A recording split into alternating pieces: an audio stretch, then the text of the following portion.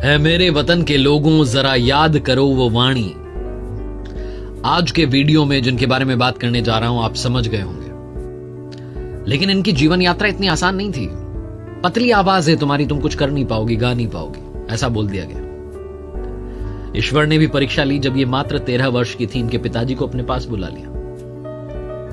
33 वर्ष की जब थी, इन्हें जहर देकर के मारने की कोशिश की गई, लेकिन तमाम चुनौतियों को पार करते हुए भारत रत्न बनी लता मंगेशकर जी, जिन्होंने इतनी सारी बाधाओं को पार किया लेकिन हार नहीं मानी। लता जी ने अपनी जीवन यात्रा में तकरीबन 50,000 गाने गाए। नमस्ते दोस्तों, मेरा नाम है आरजे कार्तिक और आज का ये लर्निंग सीरीज का वीडियो लता जी के चरणों में समर्पित कर रहा हूं। सीखोगे नहीं तो जीतोगे कैसे। आज बात करेंगे लता मंगेशकर जी की जीवन यात्रा की।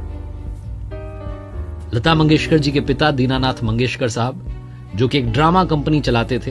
घर में जब बड़ी बेटी का जन्म हुआ तो नाम हेमा रखा था, लेकिन उस ड्रामा कंपनी का एक ड्रामा था, नाम था भाव बंधन, और उस नाटक में एक किरदार थी लतिका। वो लतिका नाम पिताजी को इतना पसंद आया कि उन्होंने बेटी का नाम हेमा से बदलकर लता रख दिया। दीनानाथ जी का सरनेम हार्डीकर था, जिसे उन्होंने बाद में बदल करके मंगेशकर कर लिया, क्योंकि वो गोवा के मंगेशी के रहने वाले थे। लता जी की जीवन यात्रा में संघर्ष है, लता जी की जीवन यात्रा में रोमांच है, सीखने के लिए काफी कुछ है। आइए बात करते हैं 5 लर्निंग्स फ्रॉम लता मंगेशकर जी। लता मंगेशकर जी ने 50,000 से ज्यादा गाने गाए। वो महान थी, लेकिन महान ऐसे ही नहीं बन गई। बहुत मेहनत करनी पड़ती है महानता का शिखर छूने के लिए। पहली बात जो लता जी की जीवन यात्रा से सीखने को मिलती है, रिजेक्शन अगर आपको मिले, अगर आपको कोई रिजेक्ट करे तो आपको अफसोस नहीं मनाना है कि मेरे साथ ये क्या हो गया, बल्कि आपको और मेहनत करनी है और खुद पर सुधार करना है, संवर करके बाहर आना है। लता जी को अपने जीवन में यह भी सुनने को मिला कि तुम्हारी आवाज बड़ी पतली है, तुम गायक बन ही नहीं सकती, तुम गायिका बन ही नहीं सकती। दिलीप कुमार स्टारर एक मूवी थी शहीद, जिसमें एस मुखर्जी साहब ने लता जी की आवाज को रिजेक्ट कर दिया था। पहले तो बड़ी ध्यान से सुना, उसके बाद उन्होंने कहा कि बड़ी पतली आवाज है, तुम्हारा गाना नहीं रखेंगे। उसके बाद में गुरु गुलाम हैदर साहब लता जी को काम दिलवाने की लगातार कोशिश कर रहे थे और लता जी का गाना दिलीप साहब को सुनवाया। तो दिलीप साहब ने भी कह दिया कि भाई तुम्हारी जो गायकी है, तुम जो गा रही हो, उसमें शब्दों का उच्चारण सही नहीं है। ऐसा लग नहीं रहा है कि तुम हिंदी भाषा में गा रही हो, कहीं ना कहीं दूसरी भाषाओं का टच भी उस गाने में सुनाई दे रहा है। इतना सब जब सुना लता जी ने तो ऐसा नहीं सोचा कि अरे मेरा तो काम रिजेक्ट कर दिया गया, मुझे तो मौका ही नहीं दे रहे, बल्कि लता जी ने शब्दों का उच्चारण और ठीक करने के लिए मेहनत की। अपनी आवाज की वजह से तो आज जानी गई है, क्योंकि गुरु गुलाम हैदर साहब ने कहा था कि देखना एक दिन, लता जी के लिए उन्होंने कहा था कि देखना एक दिन हर फिल्म मेकर इस लड़की के कदमों में होगा, रिक्वेस्ट कर रहा होगा कि प्लीज आप अपना गाना मेरी मूवी के लिए गा दीजिए। और बाद में ठीक वैसा ही हुआ। जिस मूवी में लता जी का गाना होता था वो मूवी सुपर डुपर हिट होती थी।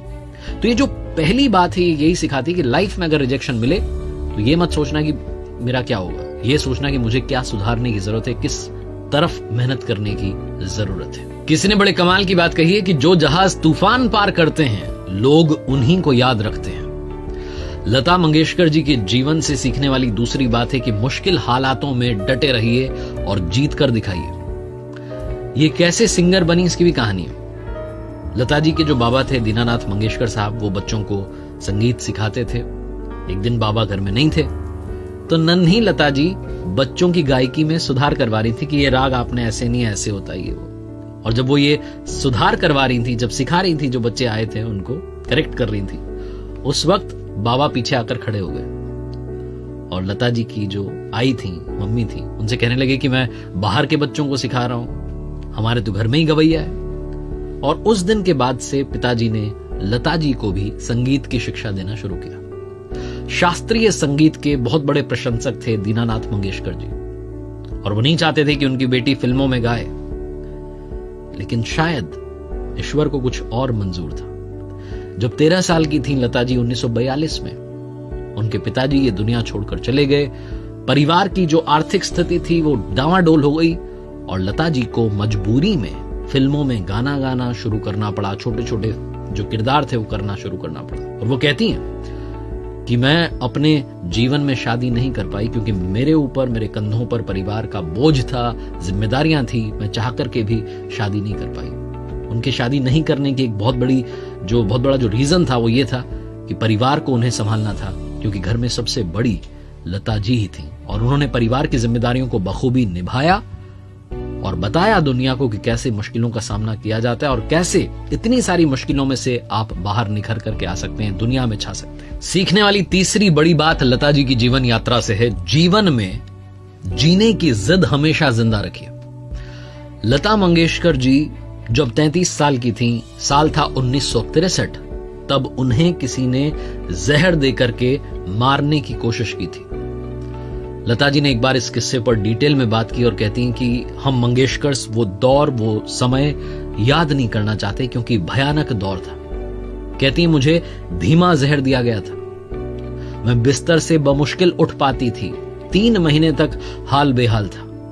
डॉक्टर्स ने बताया कि आपको धीमा जहर देकर के मारने की कोशिश की गई है।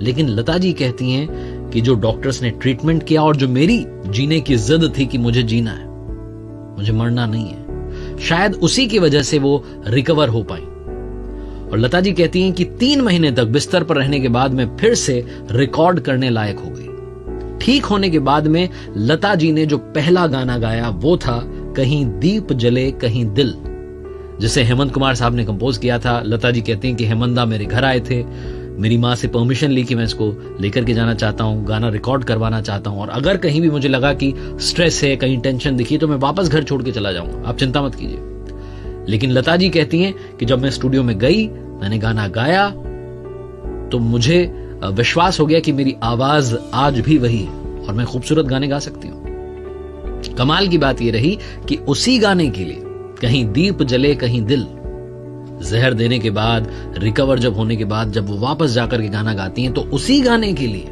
लता जी को फिल्म फेयर अवार्ड से पुरस्कृत किया गया था। कहने का मतलब है कि लाइफ में इतना बड़ा सदमा लगने के बाद भी हार नहीं मानी, जिद पर अड़ी रही और जब वापसी की तो क्या शानदार वापसी की। यही सिखाती हैं लता जी कि लाइफ में फाइटर बनिए। सीखने वाली चौथी बात है, जिंदगी में दरिया दिली कम मत होने देना, दरिया दिल बनिए। यही सिखाती हैं लता ताई। लता मंगेशकर जी ने अपनी जीवन यात्रा में तकरीबन 50,000 गाने गाए 36 अलग अलग भाषाओं में, और छत्तीसगढ़ी में एकमात्र उन्होंने गीत गाया। लेकिन इस गीत की भी अपनी मजेदार कहानी है। जो गीतकार थे वो बार बार कोशिश कर रहे थे कि लता जी उनके लिए गाना गाएं, लेकिन बात बन नहीं पा रही थी, तो उन्होंने प्रण ले लिया कि जब तक गाना रिकॉर्ड नहीं हो जाता तब तक उपवास करूंगा। लता जी ने छत्तीसगढ़ी में पहला गाना गाया जिसके लिए 2 लाख रुपए की फीस डिसाइड हुई थी। लता जी ने 1.5 लाख रुपए लिए, 50,000 रुपए गीतकार को लौटाते हुए कहा कि आप जाइए और इसकी मिठाई बांट देना क्योंकि मैंने पहली बार छत्तीसगढ़ी में कोई गीत गाया। 1983 का विश्व कप जब भारत ने जीता, क्रिकेट के लिए बहुत ज्यादा प्रेम था लता ताई का। 1983 में जब टीम इंडिया वर्ल्ड कप जीती तो बोर्ड के पास में खिलाड़ियों को देने के लिए पैसे नहीं थे। बोर्ड के अध्यक्ष चाहते थे कि भाई इनाम दिया जाए, लेकिन कैसे, पैसे तो ही नहीं। लता मंगेशकर जी ने दिल्ली में कॉन्सर्ट किया था, उसके लिए बोर्ड से उन्होंने कोई फीस नहीं ली, और उस कॉन्सर्ट से जो रकम आई तकरीबन 20 लाख रुपए उस जमाने में, उसके बाद में हर खिलाड़ी को 1-1 लाख रुपए स्टाफ को बोर्ड की तरफ से दिया गया। और वो चाहती थी कि जितना हम कमा पा रहे हैं उसका कुछ हिस्सा मदद में जरूर जाना चाहिए। जब ये कोविड काल आया तब भी उन्होंने अपनी तरफ से रिलीफ फंड में मदद दी है। लता ताई अपने खुद के गाने सुनना पसंद नहीं करती थी। एक बार गाना गा दिया उसके बाद में दोबारा नहीं सुनती थी, क्योंकि अगर वो दोबारा गाना सुनती थी तो उन्हें अपनी गलतियां पकड़ में आती थी और वो उदास हो जाती थी कि म्यूजिशियन सुनेगा, कंपोजर सुनेगा, प्रोड्यूसर सुनेगा, ये सब सुनेंगे, मेरी गलतियां पकड़ेंगे।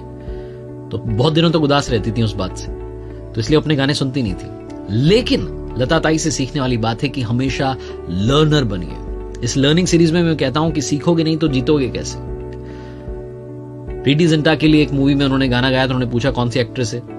वो हमेशा कोशिश करती थी कि उस एक्ट्रेस की आवाज में ही सिंगिंग करें, क्योंकि प्लेबैक सिंगर थी। गदर और दी हीरो मूवी में जिन्होंने म्यूजिक कंपोज किया है उत्तम सिंह साहब, वो कहते हैं कि मनोज कुमार की फिल्म पेंटर बाबू में लता के गाने, मैंने वायलिन बजाया था लता जी के गाने में। एक एल्बम बना था ओम साईं राम, उसमें लता जी के 12 गाने थे। वो कभी थकती नहीं थी, पहले 7 से 8 बार रिहर्सल करती थी, फिर गाना रिकॉर्ड करती थी। कभी हम कहते थे कि 1 मोर, तो कभी पूछती नहीं थी कि दोबारा से हम टेक क्यों ले रहे हैं। यश चोपड़ा जी को लता दीदी छोटा भाई मानती थी। उनकी जो मूवी थी दिल तो पागल है, वो जब गाने रिकॉर्ड हो रहे थे तो उत्तम सिंह जी कहते हैं कि मैं उनसे कहता था कि हम इनको टुकड़ों में रिकॉर्ड कर लेते हैं, आप अंतरा अंतरा ऐसे करके रिकॉर्ड कर लेते हैं कि अंतरा। तो लता जी कहती थी कि पूरा गाना एक साथ क्यों नहीं। वो कभी भी थकती नहीं थी, वो हमेशा सीखना चाहती थी, हमेशा अपने अंदर सुधार लाने की कोशिश करती रहती थी। इतनी महान सिंगर होने के बाद भी उन्होंने सीखना नहीं छोड़ा, यही बात उन्हें महान बनाती है। लता ताई से जब एक इंटरव्यू में पूछा गया कि क्या आप अगले जन्म में भी लता बनना पसंद करेंगी, तो लता जी ने कहा कि मैं लता बनना पसंद नहीं करूंगी। जो इंटरव्यू ले रहे थे उन्होंने पूछा कि क्यों, तो लता जी ने कहा कि लता की परेशानियां सिर्फ लता जानती है। हम सब जानते हैं कि उन्होंने जिंदगी में कितनी सफलता हासिल की, लेकिन उसके पीछे कितना संघर्ष रहा, कितनी परेशानियां झेली, ये लता जी ही जानती थी। क्रिकेट की बहुत बड़ी फैन थी। सुनील गावस्कर साहब, सचिन तेंदुलकर, MS धोनी, ये सब उनके फेवरेट क्रिकेटर थे। MS धोनी ने जब रिटायरमेंट की बात चल रही थी, उनको रिटायरमेंट को लेकर के रूमर्स उड़ रहे थे, हालांकि बाद में उन्होंने रिटायरमेंट अनाउंस किया, लेकिन जब ये अफवाहें उड़ रही थी, लता जी ने ट्वीट किया था बकायदा MS धोनी को, लिखा कि नमस्कार MS धोनी जी, आजकल मैं सुन रही हूं कि आप रिटायर होना चाहते हैं, ऐसा मत कीजिए, देश को आपके खेल की जरूरत है, और ये मेरी भी आपसे रिक्वेस्ट है कि रिटायरमेंट का विचार भी आप मन में मत लाइए। इतनी सहज, सरल और विनम्र थी लता ताई। लता ताई जिन्होंने कि हर एरा की एक्ट्रेस के लिए गाने गाए। उनका सिंगिंग करियर 80 साल से ज्यादा का रहा। और मैं बस यही कहना चाहता हूं कि कोई भी इमोशन अगर आपको एक्सप्रेस करना हो तो लता दीदी के गाने जो हैं, उनसे बेहतर कोई और गाने हैं ही नहीं। बेइंतहा प्यार के लिए, वीर ज़ारा का तेरे लिए, आखिरी मुलाकात के लिए, लग जा गले, पहली नजर के प्यार के लिए, तुझे देखा तो ये जाना सनम। लता ताई के चरणों में बारंबार प्रणाम। ईश्वर आपकी पुण्यात्मा को अपने श्री चरणों में स्थान दे, उनका धाम दे। यही हम सबकी कामना है, यही हम सबकी दुआ है। लता ताई